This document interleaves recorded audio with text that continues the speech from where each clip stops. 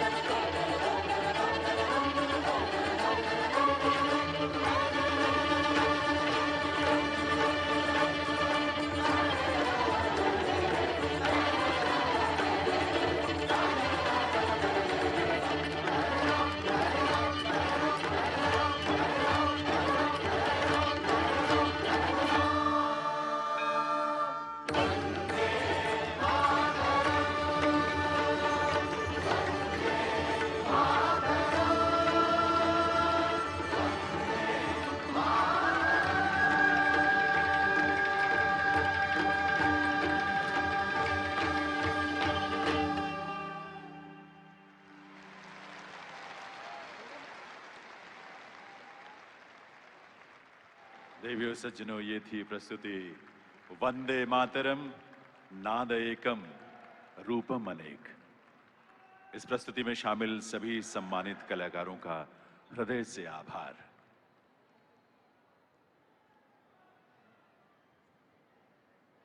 देवियों सज्जनों, वंदे मातरम के 150 वर्षों के अस्तित्व काल में ऐसे अनेक पड़ाव आए होंगे जब ऐसे आयोजनों के माध्यम से देशवासियों को इस गौरवशाली विरासत से जोड़ा जाता।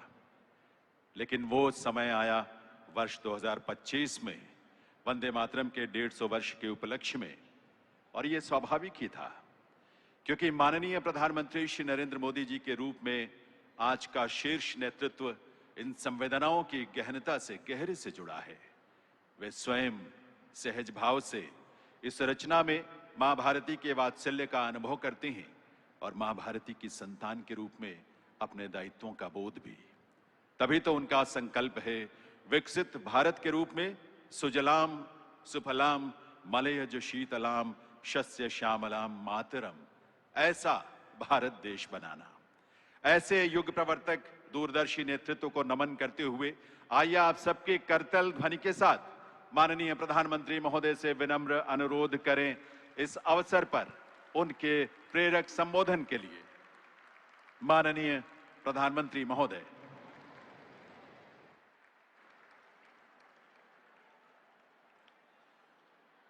वंदे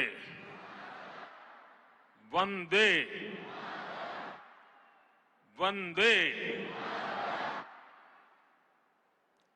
वंदे मातरम एक शब्द, एक मंत्र है, एक ऊर्जा है, एक स्वप्न है, एक संकल्प है। वंदे मातरम ये एक शब्द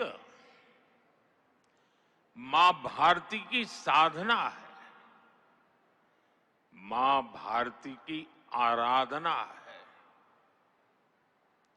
वंदे मातरम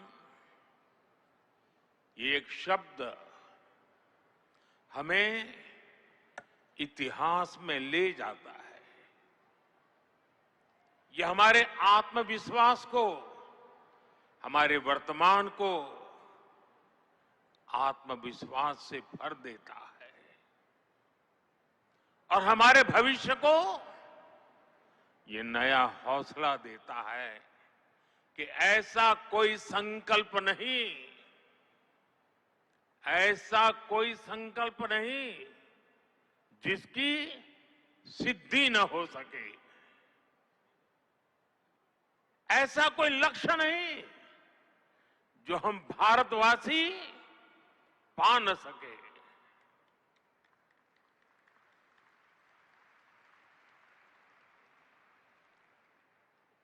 साथियों, वंदे मातरम के सामूहिक गान का ये अद्भुत अनुभव, ये वाकई अभिव्यक्ति से परे है। इतनी सारी आवाजों में एक लय, एक स्वर, एक भाव, एक जैसा रोमांच, एक जैसा प्रवाह, ऐसा तारतम्य,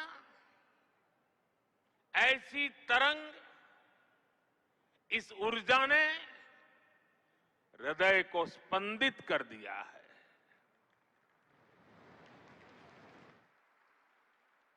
भावनाओं से भरे इसी माहौल में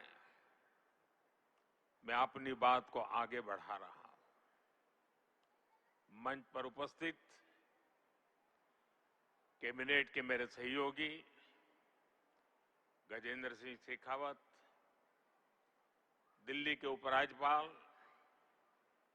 वीके सक्सेना, मुख्यमंत्री रेखा गुप्ता जी, अन्य सभी महानुभाव,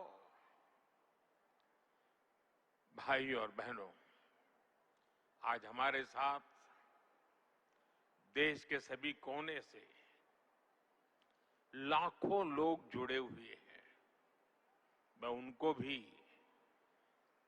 मेरी तरफ से वंदे मातरम से शुभकामनाएं देता हूं। आज 7 नवंबर का दिन बहुत ऐतिहासिक है। आज हम वंदे मातरम के 150वें वर्ष का महाउत्सव मना रहे हैं। ये पुण्य अवसर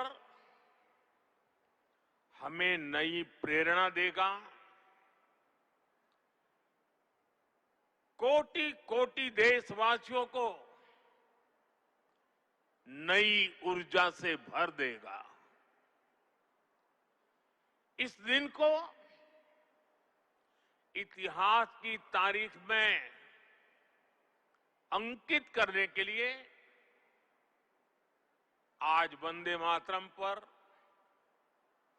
एक विशेष कॉइन और डाक टिकट भी जारी किए गए हैं।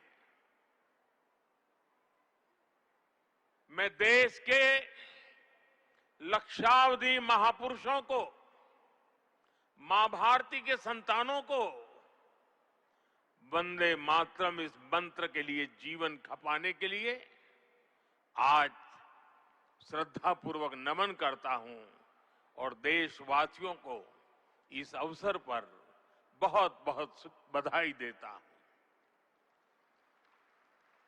मैं सभी देशवासियों को वंदे मातरम के 150 वर्ष पूरे होने पर बहुत बहुत शुभकामनाएं भी देता हूं। साथियों, हर गीत, हर काव्य का अपना एक मूल भाव होता है, उसका अपना एक मूल संदेश होता है। वंदे मातरम का मूल भाव क्या है? वंदे मातरम का मूल भाव है भारत मां भारती। भारत की शाश्वत संकल्पना, वो संकल्पना जिसने मानवता के प्रथम पहर से खुद को गढ़ना शुरू कर दिया, जिसने युगों युगों को एक एक अध्याय के रूप में पढ़ा, अलग अलग दौर में अलग अलग राष्ट्रों का निर्माण, अलग अलग ताकतों का उदय, नई नई सभ्यताओं का विकास, शून्य से शिखर तक उनकी यात्रा और शिखर से पुनः शून्य में उनका विलय, बनता बिगड़ता इतिहास,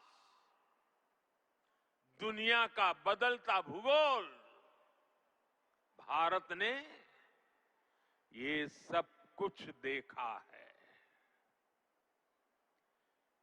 इंसान की इस अनंत यात्रा से हमने सीखा और समय समय पर नए निष्कर्ष निकाले। हमने उनके आधार पर अपनी सभ्यता के मूल्यों और आदर्शों को तराशा, उसे गढ़ा।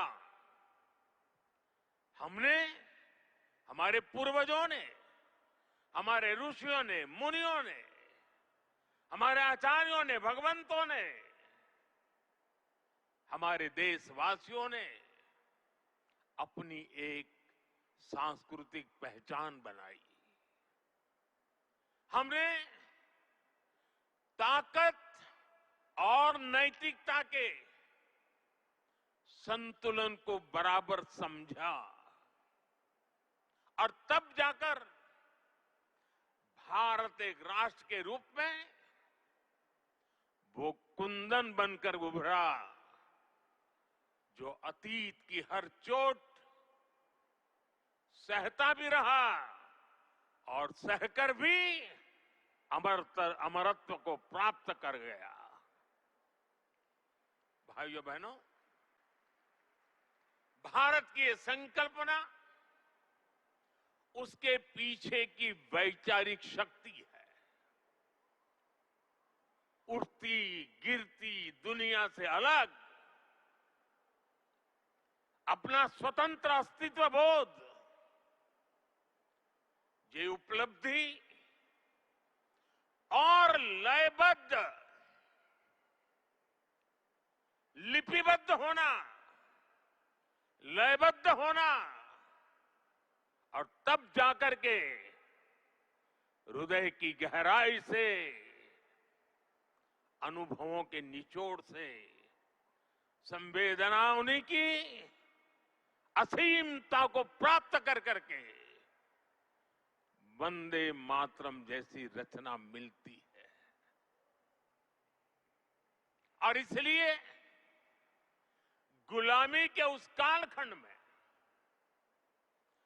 वंदे मातरम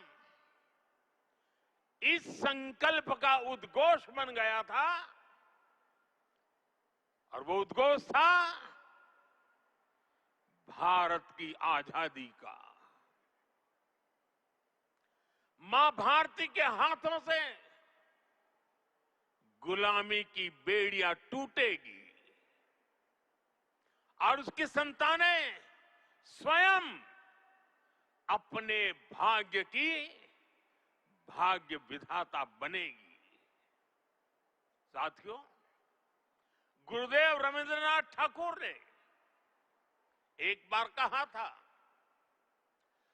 बंकिम चंद्र की आनंद मठ केवल उपन्यास नहीं है,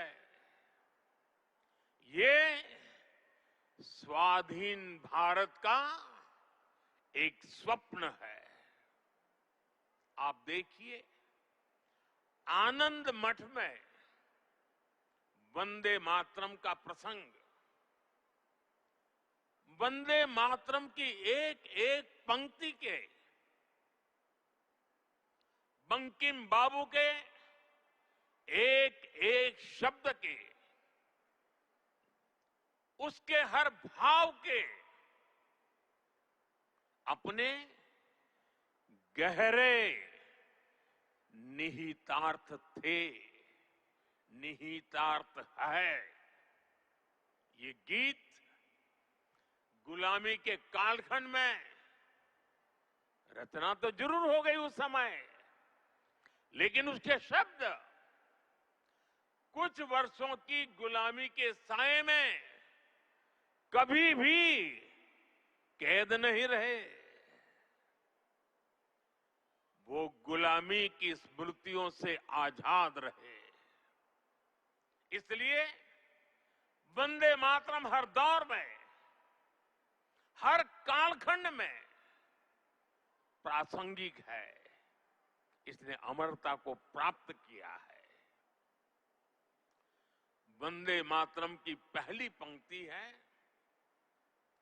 सुजलाम सुफलाम मलयज शीतलाम सच्य श्यामलाम मातरम। अर्थात प्रकृति के दिव्य वरदान से सुशोभित हमारी सुजलाम सुफलाम मातृभूमि को नमन। साथियों, यही तो भारत की हजारों साल पुरानी पहचान रही है। यहां की नदियां, यहां के पहाड़, यहां के वन वृक्ष और यहां की उपजाऊ मिट्टी, ये धरती हमेशा सोना उगलने की ताकत रखती है। सदियों तक दुनिया भारत की समृद्धि की कहानियां सुनती रही थी। कुछ ही शताब्दी पहले तक ग्लोबल जीडीपी का करीब 1/4 हिस्सा भारत के पास था। लेकिन भाइयों बहनों, जब बंकिम बाबू ने वंदे मातरम की रचना की थी, तब भारत अपने उस स्वर्णिम दौर से बहुत दूर जा चुका था। विदेशी आक्रमणकारियों ने उनके हमले, लूटपाट, अंग्रेजों की शोषणकारी नीतियां, उस समय हमारा देश गरीबी और भूखमरी के चंगुल में करा रहा था। तब भी बंकिम बाबू ने उस बुरे हालात के स्थितियों में भी चारों तरफ दर्द था, विनाश था, शोक था, सब कुछ डूबता हुआ नजर आ रहा था। ऐसे समय बंकिम बाबू ने समृद्ध भारत का आह्वान किया, क्योंकि उन्हें विश्वास था कि मुश्किलें कितनी भी क्यों न हो, भारत अपने स्वर्णिम दौर को पुनर्जीवित कर सकता है। और इसलिए उन्होंने आह्वान किया, वंदे मातरम। साथियों, गुलामी के उस कालखंड में भारत को नीचा और पिछड़ा बताकर जिस तरह अंग्रेज अपनी हुकूमत को जस्टिफाई करते थे, इस प्रथम पंक्ति ने उस दुष्प्रचार को पूरी तरह से ध्वस्त करने का काम किया। इसलिए वंदे मातरम केवल आजादी का गान ही नहीं बना, बल्कि आजाद भारत कैसा होगा, वंदे मातरम ने वो सुजलाम सुफलाम सपना भी करोड़ों देशवासियों के सामने प्रस्तुत किया। साथियों, आज ये दिन हमें वंदे मातरम की असाधारण यात्रा और उसके प्रभाव को जानने का अवसर भी देता है। जब सन 1875 में बंकिम बाबू ने बंग दर्शन में वंदे मातरम प्रकाशित किया था, तो कुछ लोगों को लगता था कि ये तो केवल एक गीत है। लेकिन देखते ही देखते वंदे मातरम भारत के स्वतंत्रता संग्राम का कोटि कोटि जनों का स्वर बन गया। एक ऐसा स्वर जो हर क्रांतिकारी की जबान पर था, एक ऐसा स्वर जो हर भारतीय की भावनाओं को व्यक्त कर रहा था।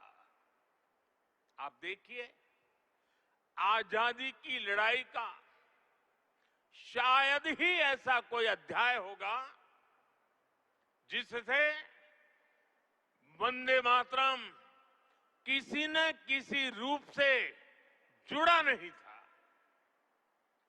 1896 में गुरुदेव रवींद्रनाथ ठाकुर ने कोलकाता अधिवेशन में वंदे मातरम गाया। 1905 में बंगाल का विभाजन हुआ। ये देश को बांटने का अंग्रेजों का एक खतरनाक एक्सपेरिमेंट था, लेकिन वंदे मातरम उन मंसूबों के आगे चट्टान बनकर के खड़ा हो गया। बंगाल के विभाजन के विरोध में सड़कों पर एक ही आवाज थी, वंदे मातरम। साथियों, बरिसाल अधिवेशन में जब आंदोलनकारियों पर गोलियां चली, तब भी उनके होठों पर वही मंत्र था, वही शब्द थे, वंदे मातरम। भारत के बाहर रहकर आजादी के लिए काम कर रहे वीर सावरकर जैसे स्वतंत्र सेनानी, वो जब आपस में मिलते थे तो उनका अभिवादन वंदे मातरम से ही होता था। कितने ही क्रांतिकारियों ने फांसी के तख्त पर खड़े होकर भी वंदे मातरम बोला था। ऐसी कितनी ही घटनाएं, इतिहास की कितनी ही तारीखें, इतना बड़ा देश, अलग अलग प्रांत और इलाके, अलग अलग भाषा बोलने वाले लोग, उनका आंदोलन, लेकिन जो नारा, जो संकल्प, जो गीत हर जबान पर था, जो गीत हर स्वर में था, वो था वंदे मातरम। इसलिए भाइयों बहनों, 1927 में महात्मा गांधी ने कहा था, वंदे मातरम हमारे सामने संपूर्ण भारत का ऐसा चित्र उपस्थित कर देता है जो अखंड है। श्री अरविंदो ने वंदे मातरम को एक गीत से भी आगे उसे एक मंत्र कहा था।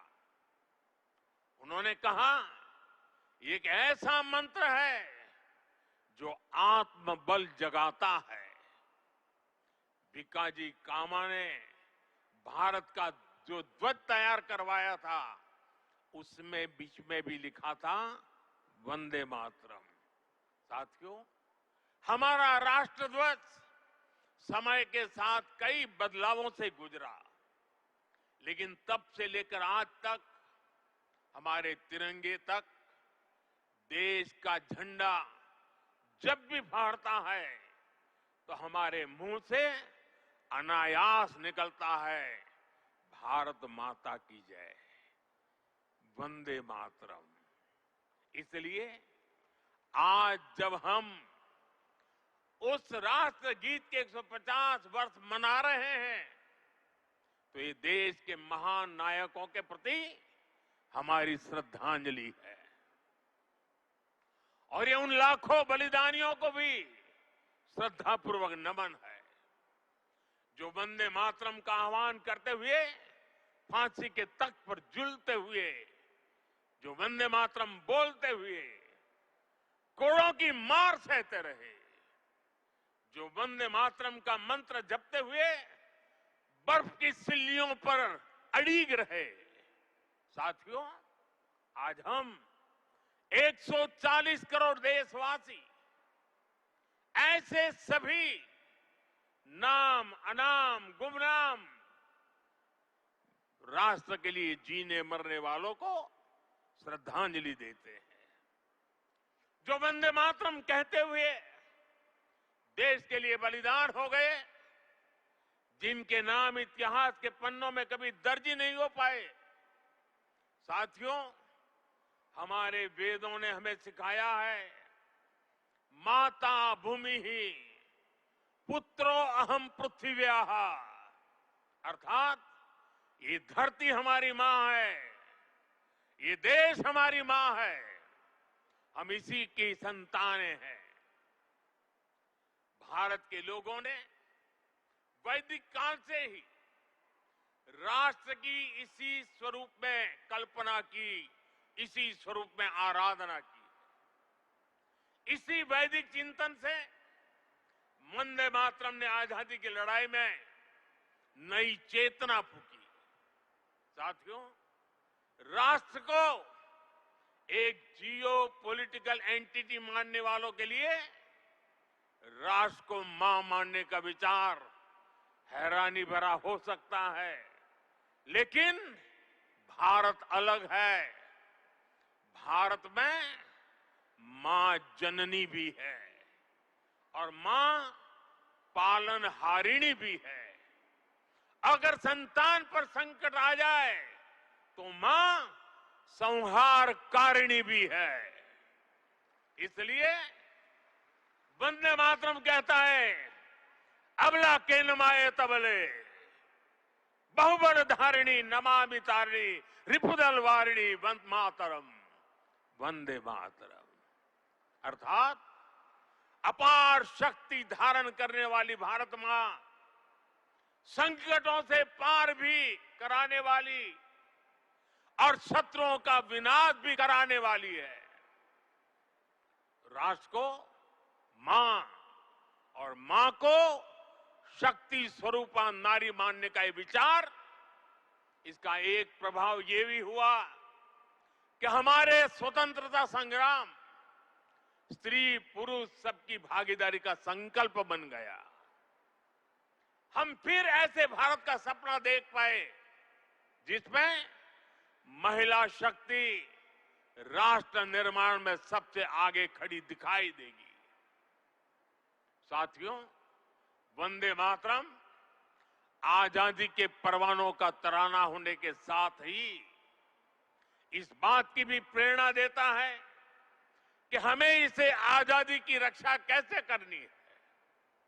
बंकिम बाबू के पूरे मूल गीत की पंक्तियां हैं, तम ही दुर्गा 10 प्रहरण धारिणी कमला कमल दल विहारिणी वाणी विद्यादायिनी नमामि त्वम नमामि कमलाम अमलाम अतुलाम सुजलाम सुबलाम मातरम वंदे मातरम। अर्थात भारत माता विद्यादायिनी सरस्वती भी है, समृद्धि दायिनी लक्ष्मी भी है और अस्त्र शस्त्रों को धारण करने वाली दुर्गा भी है।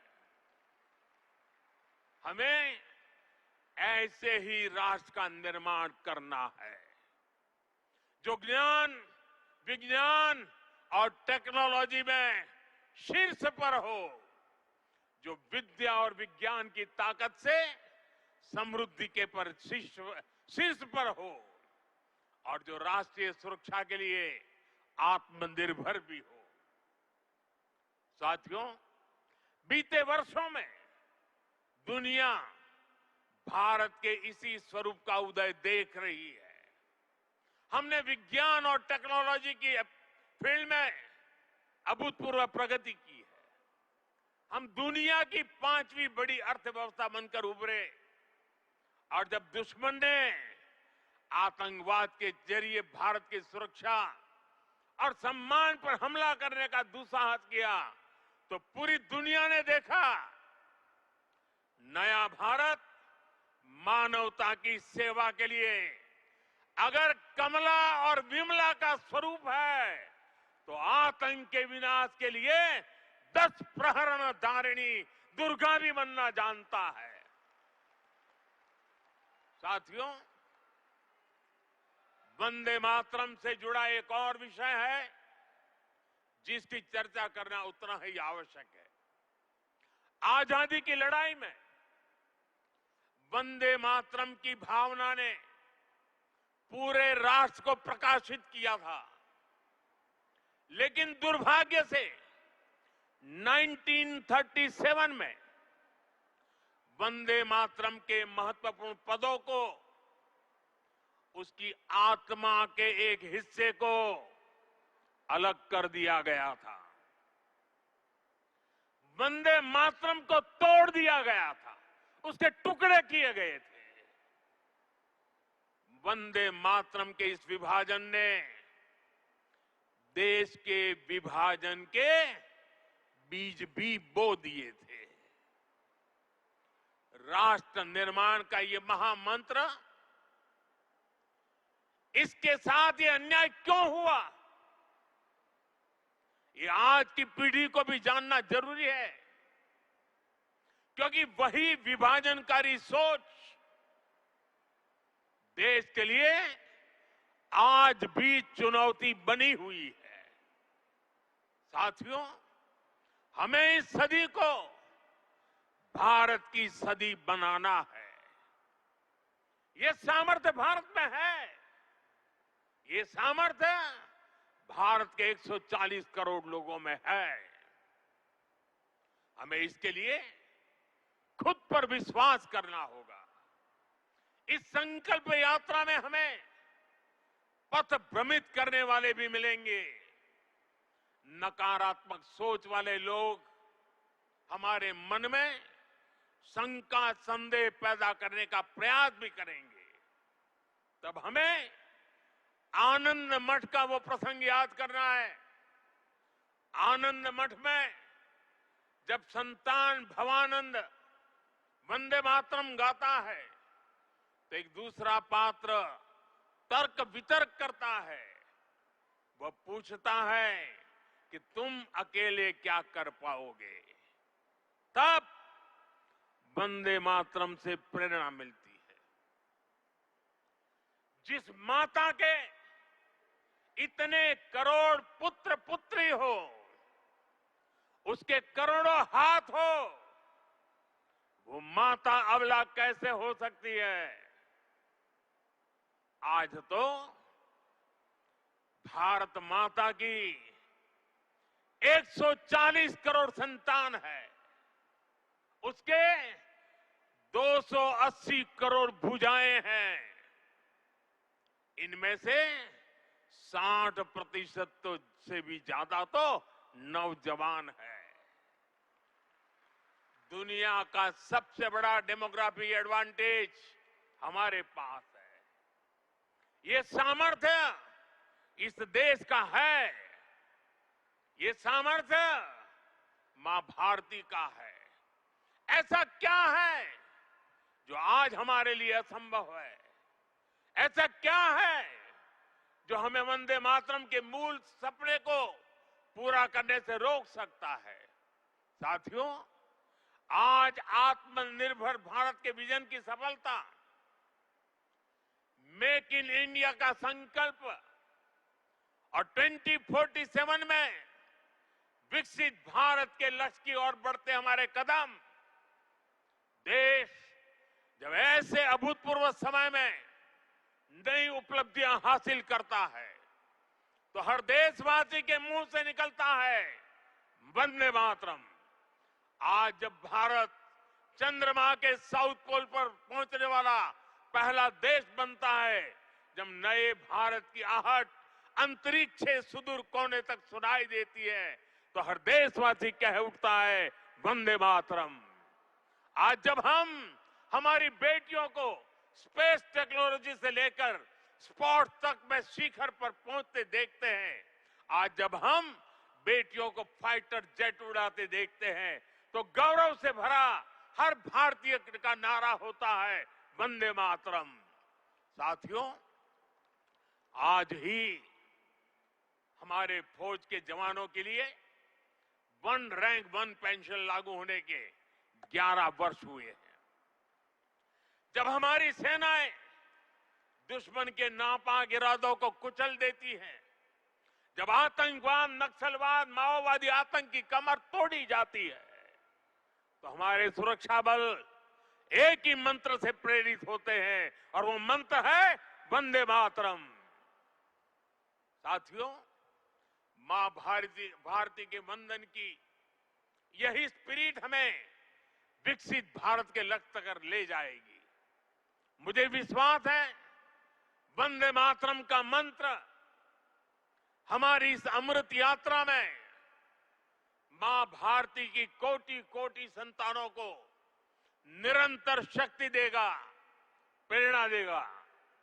मैं एक बार फिर सभी देशवासियों को वंदे मातरम के 150 वर्ष पूरे होने पर हृदय से बहुत बहुत बधाई देता हूं और देश भर से मेरे साथ जुड़े हुए आप सबसे बहुत बहुत धन्यवाद करते हुए मेरे साथ खड़े होकर के पूरी ताकत से हाथ ऊपर करके बोलिए वंदे वंदे वंदे वंदे वंदे वंदे वंदे वंदे वंदे वंदे। बहुत बहुत धन्यवाद।